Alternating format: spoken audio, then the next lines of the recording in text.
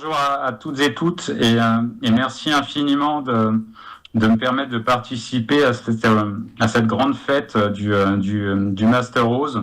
Je mets mon chronomètre sur 20 minutes. Donc, je vais effectivement vous parler de matières premières et je vais effectivement vous parler de prospective de l'insécurité minérale, c'est-à-dire en gros de comment observer, enregistrer, comprendre et comment gérer la contrainte minérale qui va arriver face à nous et qui est déjà, j'allais dire, présente dans le processus de transition bas carbone. Alors, pourquoi on parle de alors par contre je ne peux pas passer mes slides, ça c'est un petit peu gênant. Il y a eu un changement en fait j'ai plus la main sur mes slides.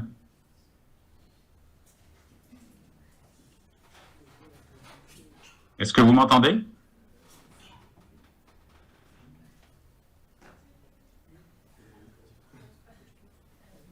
Est-ce que vous m'entendez? Oui, pardon. On vous entend et on essaye de régler le souci. Bon, c'est bon, c'est bon. C'est bon. Ne touchez à rien. Ciao. Alors, pourquoi on parle d'insécurité minérale? Tout simplement parce que on a diverses insécurités à l'heure actuelle. On a une insécurité climatique. Cette insécurité climatique, c'est quoi? Ce sont des dommages qu'on estime à l'horizon 2049-2050 autour d'une quarantaine de milliards, 40 000 milliards de dollars à l'horizon 2049. Et bien évidemment, ces coûts des dommages climatiques font que on est bien évidemment dans une perspective où on va aller installer à la fois des technologies renouvelables de production ou de génération d'électricité, et puis bien évidemment des substituts aux véhicules thermiques, notamment du véhicule électrique à partir des années qui viennent, tout en sachant très très bien que déjà à l'heure actuelle, les véhicules électriques représentent environ 20% des parts de marché au niveau international. Et pour rappel, l'année dernière, on a déjà installé 14 millions de véhicules électriques en substitution à des véhicules thermiques, dont 8 millions sur le seul territoire chinois. Donc cette insécurité climatique, elle fait que bien évidemment, on est obligé d'être dans une perspective de substitution des technologies carbonées par du renouvelable ou par du bas carbone. Aujourd'hui, on est autour en matière d'investissement de 1800 milliards d'investissements dans les technologies bas carbone. Or, on sait très bien que pour être sur une trajectoire de degrés, il en faut entre 2,5 et 3 fois plus par an d'ici 2050. Ça veut dire quoi? Ça veut dire que tout simplement, cette insécurité climatique, finalement, c'est une insécurité d'investissement qui peut aussi se transformer en insécurité économique.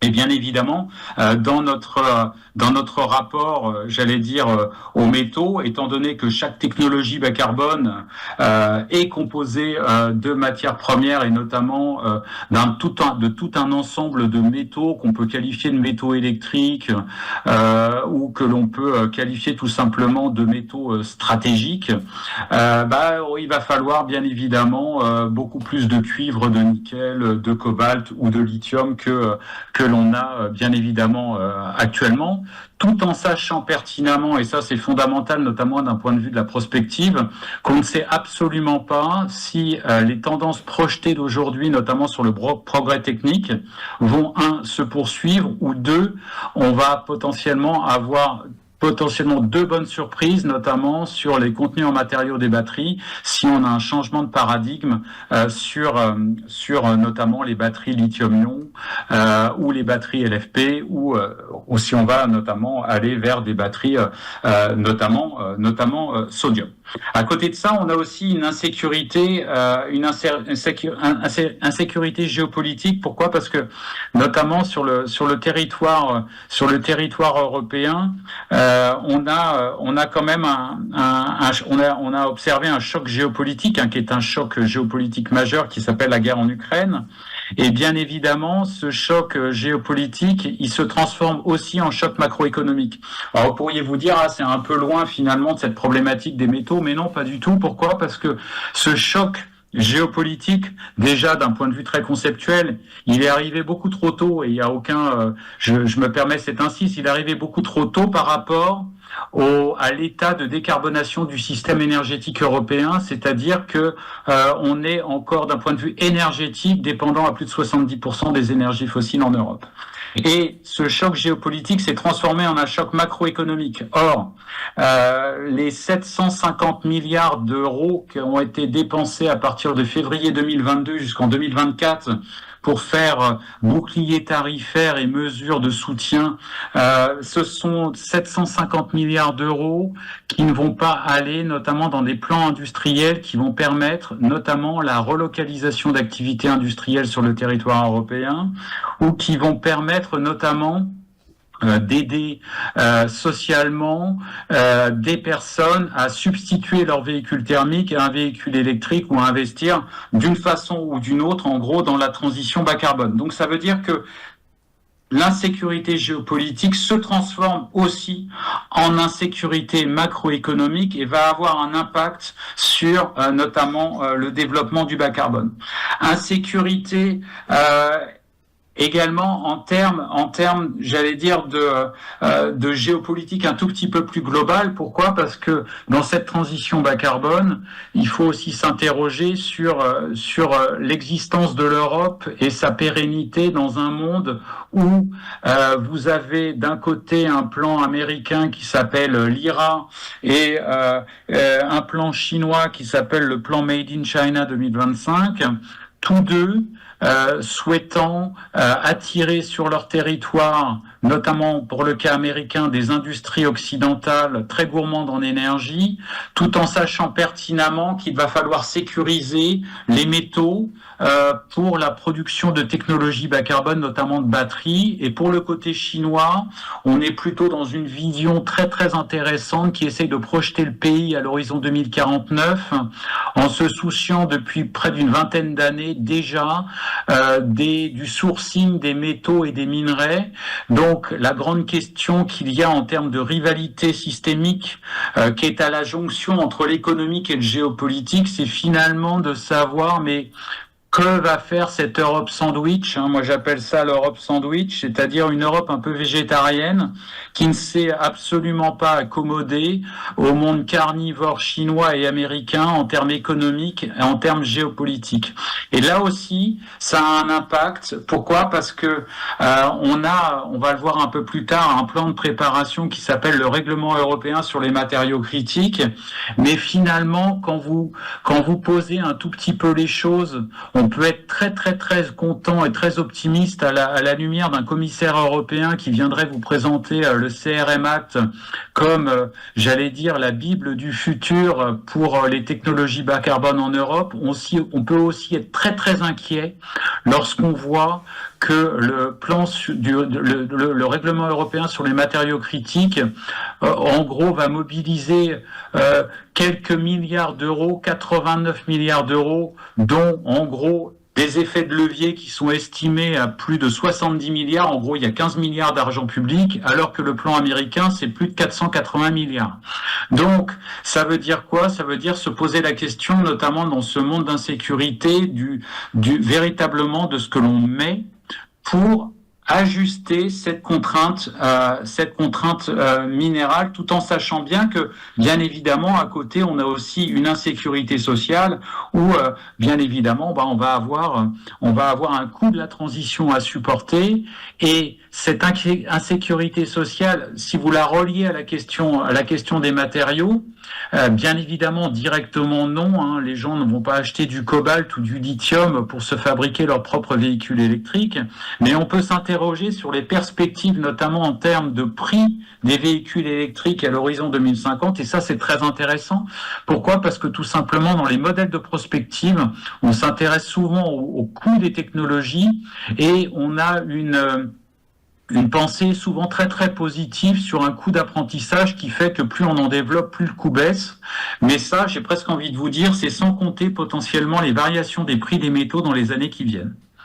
Alors, si je reviens un tout petit peu sur diverses insécurités, en matière d'insécurité économique, il y a aussi quelque chose qui est très très intéressant, c'est que on a un monde qui se renferme avec une volonté de reconcentrer des chaînes de valeur sur des territoires, notamment pour la production de matériaux critiques. Et quelque part, on a un changement de paradigme là aussi qui va avoir un impact assez important sur les matériaux critiques. Pourquoi ? Parce que on est passé d'un paradigme que je pourrais qualifier de fukuyamesque, hein, c'est-à-dire de fin de l'histoire où on se posait juste la question d'optimiser les coûts et les approvisionnements, où on avait ce doux rêve, notamment germanique, du commerce qui n'empêche pas la guerre, et à un monde où, en gros, on va faire quelque chose qui s'appelle du friendshoring, c'est-à-dire la croyance que, en décomposant les chaînes de valeur dans des pays qui sont alliés, on va pouvoir sécuriser et avoir des chaînes de valeur industrielles résilientes. Alors ça, c'est très intéressant, c'est une vision très américaine, hein, qui a été portée notamment par Janet Yellen quand elle était secrétaire d'État au Trésor, et qui nous racontait une belle histoire sur le fait que oui, on va faire copain-copain sur les chaînes de valeur et tout le monde va s'en sortir très bien. Moi, j'ai juste envie de dire, mais finalement, déjà, les Européens ont déjà testé le friendshoring, hein, ça s'appelle la problématique gazière à partir de février 2022, et posez-vous juste la question à savoir à quel prix nos amis norvégiens et nos amis américains nous ont payé le gaz dont on manquait. Donc le friendshoring, il a un coût économique qui est fondamental. Et surtout, dites-vous bien que d'un point de vue géopolitique, nous rentrons dans un monde où les alliances n'existent plus. L'alliance, c'est l'OTAN, c'est peut-être la dernière grande alliance qui nous reste, mais sinon, pour ne pas paraphraser certains auteurs en géopolitique, mais c'est une expression que j'aime vraiment beaucoup, on est dans un monde d'union libre diplomatique, c'est-à-dire que on va aller chercher en fonction, c'est-à-dire cette diplomatie de la transaction, on va aller chercher en fonction de ses intérêts, eh bien, des pays pour certains cas et d'autres pour d'autres choses, tout en s'annihilant, s'empêchant le fait de conclure des alliances globales. Donc le friendshoring, c'est bien, ça fait rêver, c'est très poétique, mais quelque part, c'est dans un monde de non-compétition. Or, le monde dans lequel on vit, c'est un monde de compétition. On a, plus particulièrement quand on revient à la question des métaux, et notamment de la chaîne des valeurs de métaux stratégiques, c'est très simple, hein, si vous posez la question du sourcing des métaux stratégiques, il y a quelque chose de très simple à faire, hein, il n'y a pas besoin de faire beaucoup de recherches. Vous vous interrogez sur, de quels métaux on a besoin pour la production, ou de quels minerais on a besoin pour la production de métaux qui rentrent dans les technos, et vous regardez où ils sont localisés. Vous couplez ça avec l'indice de la Banque mondiale, notamment sur la question de la gouvernance des pays, et vous avez une réponse très très très très très rapide, c'est-à-dire que pour le secteur du transport, on a plus de 40% en gros du sourcing qui vient de pays qui ne sont absolument pas fiables.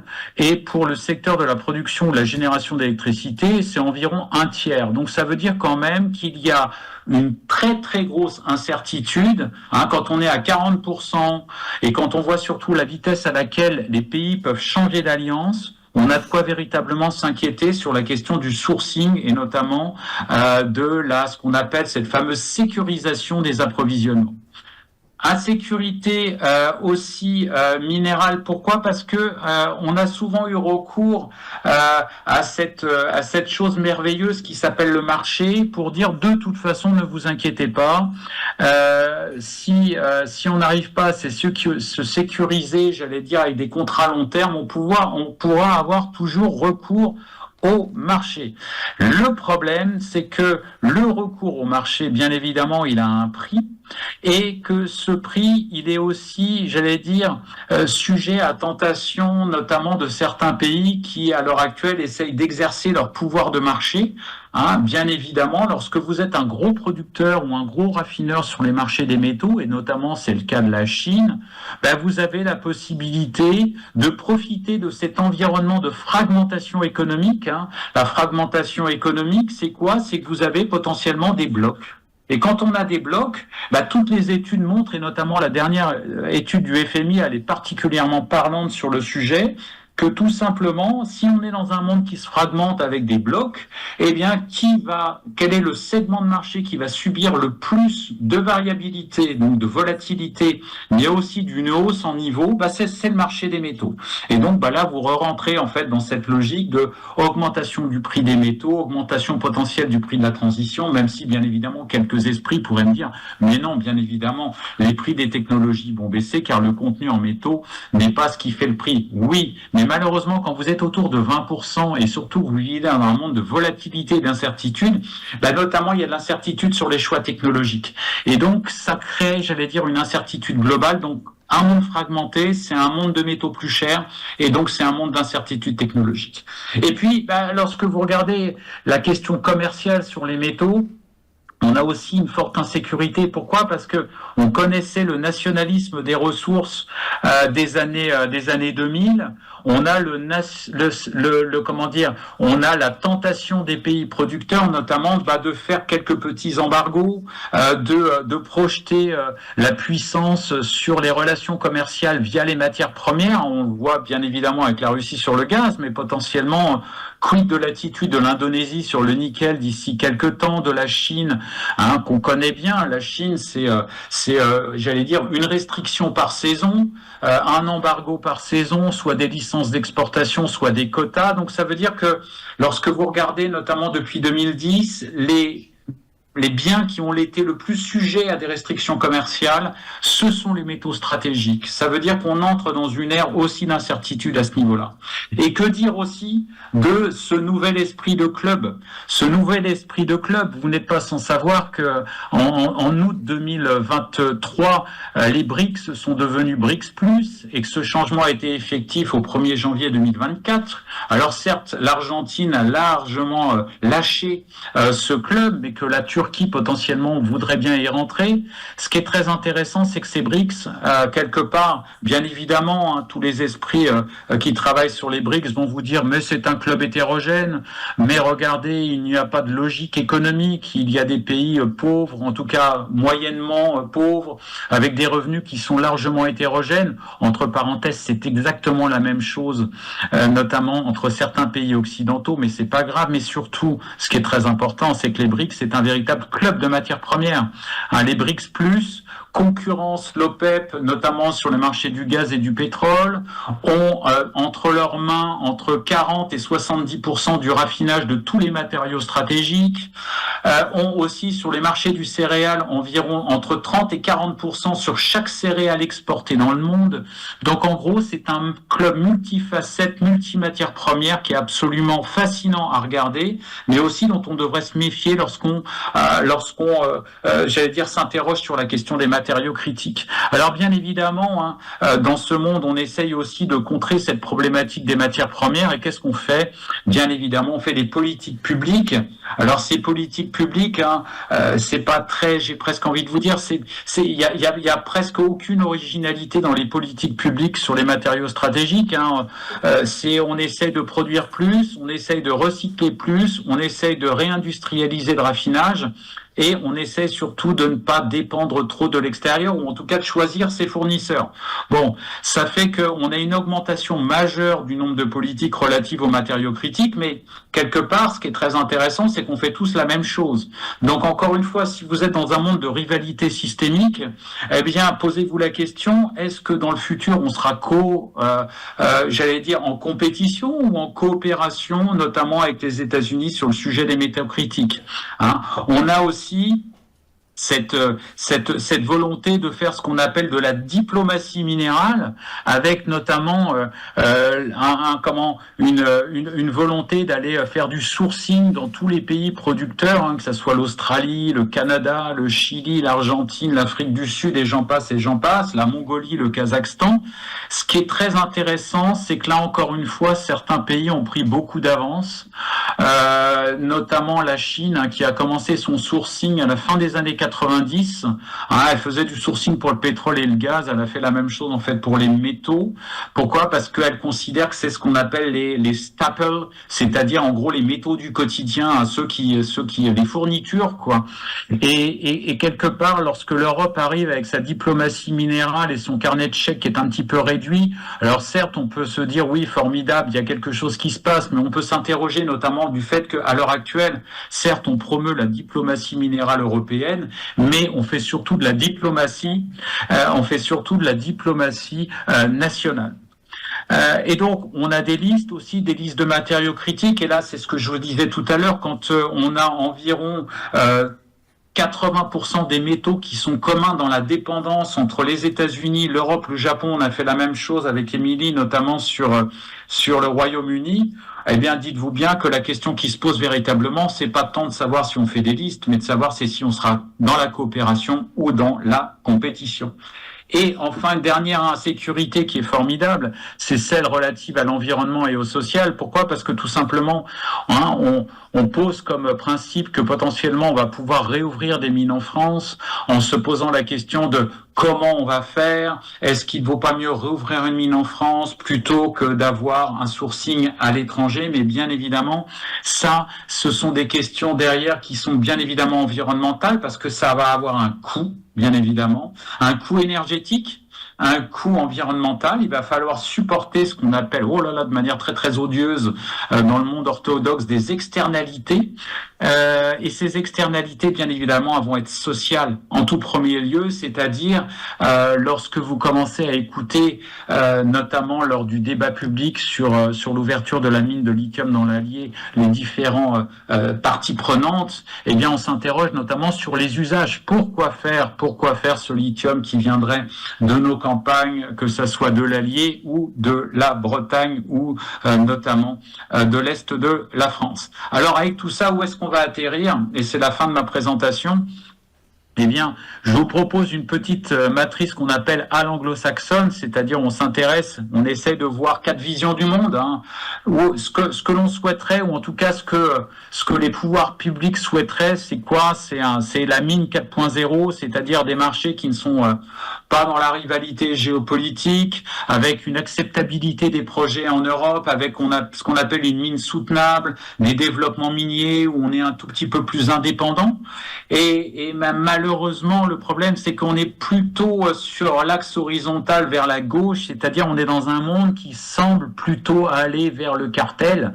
Et là, si vous êtes dans un monde de cartel, ça veut dire un monde de blocs. Un monde de blocs, ça veut dire une transition beaucoup plus chère. Pourquoi ? Parce que moins de transfert de technologie, potentiellement des mines plus chères en Europe que dans d'autres coins du monde. Après, on pourrait aussi tomber encore plus bas, c'est-à-dire aller vers un monde où vous avez une OPEM, c'est-à-dire une OPEP des matériaux, et puis pourquoi pas aussi un monde dans lequel finalement on a laissé sa place à la Chine à la fois comme producteur de métaux mais également producteur de technologies. Certes, la transition serait moins chère, mais d'un point de vue industriel, bien évidemment, ça va poser des questions assez importantes d'un point de vue existentiel. Bien évidemment, si vous souhaitez approfondir ce sujet de où on va atterrir, il y a des podcasts, il y a des articles, il y a des bouquins, il y a des chapitres d'ouvrages et je prends toutes vos questions avec grand plaisir. Merci infiniment. Merci beaucoup.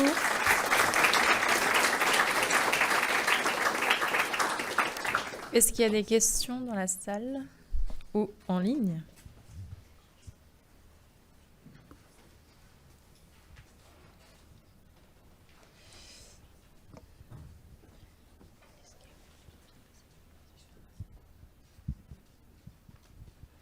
Bonjour, merci beaucoup pour votre présentation.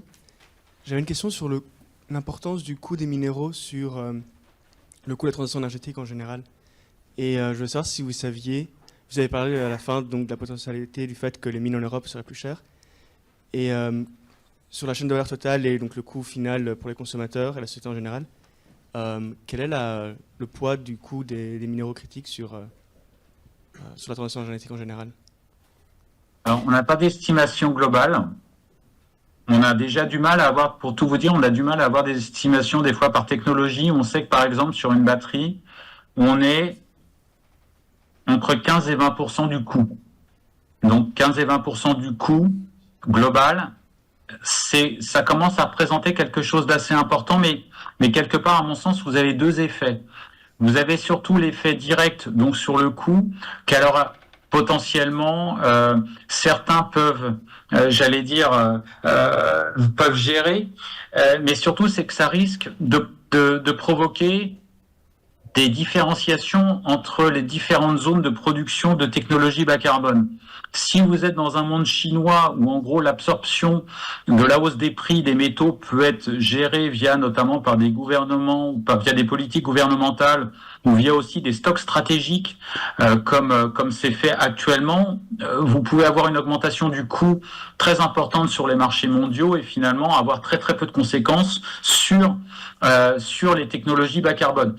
Si vous avez une augmentation de 30% du lithium aujourd'hui, sachez que les véhicules chinois ne prendront pas un seul pourcent de hausse des prix, tout simplement parce que vous allez avoir des coussins gouvernementaux pour gérer cette hausse des prix. Ce qui est absolument pas le cas en France, en Europe ou partiellement aux États-Unis, où vous allez avoir aussi des coussins, mais des coussins qui sont indirects. Donc quelque part, ce qui est très important, c'est finalement aussi l'appréciation industrielle en fait de la hausse des coûts, notamment des métaux, sur les technologies bas carbone. Le deuxième élément qui est important à voir, c'est de se dire si vous avez des hausses de coûts importantes, ça donne des signaux pour notamment les changements technologiques ou en tout cas l'impulsion. Le problème, à la rigueur, c'est pas tant la hausse, mais que la volatilité, qui est un véritable tue-l'amour de la technologie. Pourquoi ? Parce que vous n'avez pas le signal de long terme qui vous fait dire que oui, il faut chasser par exemple le cobalt ou le lithium des batteries. En gros, si vous passez à un paradigme LFP, ça veut dire 15% de lithium en moins, mais ça veut dire aussi une impossibilité relative, en tout cas un gain très très faible sur le recyclage. Donc ça induit aussi sur la chaîne de valeur des choses qui sont difficilement mesurables. Après, pour vous faire une réponse encore plus globale, il y a très peu d'études sur le sujet. Celle du FMI nous donne des appréciations dans un monde fragmenté et nous dit aussi que potentiellement on pourrait avoir sur certains matériaux quelques centaines de pourcents d'augmentation des prix des matériaux. Et là, quand on est dans la centaine de pourcents, il y a potentiellement des changements de paradigme qui peuvent s'opérer. Bonjour, merci de votre présentation. Marie Codet, doctorante au CMA. Je voulais savoir, alors, le recyclage des métaux est souvent cité comme une solution de manière assez unanime dans les littératures, comme pour plus de souveraineté et contre la baisse des teneurs en métaux. Et je me demandais si on ne pouvait pas imaginer de futures rivalités géopolitiques autour de la formation de ce secteur, de ces futurs secteurs du recyclage. C'est unanimement reconnu comme une solution. Après, moi je dis toujours que c'est pas la panacée en fait le recyclage. Pourquoi ? En fait, vous avez deux problèmes au recyclage. Le problème, c'est et ça va peut-être vous surprendre, mais on n'a pas assez de déchets. Et donc ça va rejoindre justement votre question, c'est-à-dire qu'aujourd'hui on est dans un monde où potentiellement les déchets métalliques sont soit immobilisés pour très longtemps, soit pas encore mobilisables, notamment le cas des véhicules électriques qui sont en course. Donc ça veut dire quoi ? Ça veut dire qu'aujourd'hui, il y a un problème de dimensionnement de la filière industrielle du recyclage. Pourquoi ? Parce que tout simplement, on ne sait pas exactement quel sera le flux à l'horizon 2035. Alors certes, on a un règlement européen qui nous dit à partir de 2035, on arrête de vendre des voitures neuves thermiques, mais donc ça veut dire quoi ? On a une incertitude sur les gisements. Là où ça devient intéressant, c'est est-ce que potentiellement cette situation ne va pas créer alors je parlerai peut-être pas de rivalité géopolitique, mais en tout cas géoéconomique, ça pour sûr. Pourquoi ? Parce que potentiellement il va y avoir une question de la spatialisation de ces gisements du recyclage. Et donc, spatialiser, ça veut dire quoi? Ça veut dire que déjà, pour tout vous dire, pour les questions de recyclage, notamment en Europe, ce qui serait intéressant, c'est que tous les pays européens s'accordent sur ce que c'est qu'un déchet et mettent sur cette définition quelque chose de véritablement palpable. C'est pas forcément le cas dans tous les pays européens. Deuxième chose, comment dire, la question du recyclage, c'est aussi une question. On voit souvent le recyclage dans l'amont de la chaîne, c'est-à-dire toutes les problématiques de collecte, de gisement, etc., etc. Alors certes, c'est un vrai problème, mais ce qui est très très intéressant aussi, c'est l'obligation d'incorporation dans les objets. Si vous ne faites pas d'obligation d'incorporation dans les objets, c'est-à-dire est très très haut, autour de 80 ou 90% de produits recyclés, vous allez avoir du mal finalement à trouver un débouché à votre matériel recyclé, parce que potentiellement là vous allez avoir toute la différenciation entre concentration dans la mine et concentration dans les activités de recyclage, et donc concentration dans les déchets. Alors pour le véhicule électrique, ça risque de moins se poser, parce qu'en plus il y a déjà des obligations et il y a le passeport batterie, mais malgré tout, une des clés de lecture du recyclage, c'est ça, c'est à la fois de regarder l'amont et de regarder l'aval. Et dans l'amont, il y a aussi quelque chose qu'il faut vraiment développer, c'est que pour bien recycler, il faut éco-concevoir, et moins on aura de standards de batterie, plus ça sera facile. Or, aujourd'hui, des standards de batterie, j'ai presque envie de dire qu'il y en a un par constructeur, mais je suis pas loin.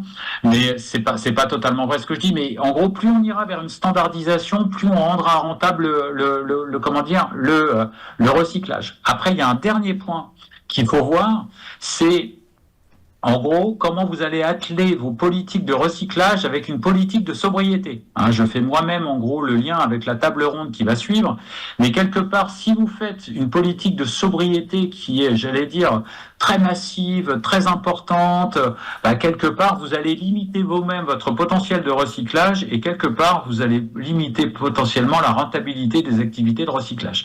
Donc, ça veut dire que, en gros, il y a l'articulation des politiques publiques. On a fait quelques petites modélisations là-dessus, notamment par rapport au règlement européen sur les matériaux critiques avec le lithium, où on a des choses qui ne sont pas forcément intuitives, notamment entre sobriété et recyclage. Et quelque part, on pourrait se dire que d'attaquer de front avec une double politique sobriété-recyclage, ça aurait du sens. Je peux vous dire que c'est pas partout. Potentiellement en Europe, c'est possible, mais potentiellement dans des zones émergentes, pas du tout. Donc, faut véritablement manier toutes ces notions, notamment avec beaucoup de précision, et faire très très très très attention quand on trouve que le recyclage c'est la panacée. J'ai été très long. Non, c'est parfait. On a le temps peut-être pour une dernière courte question. Courte. Amira.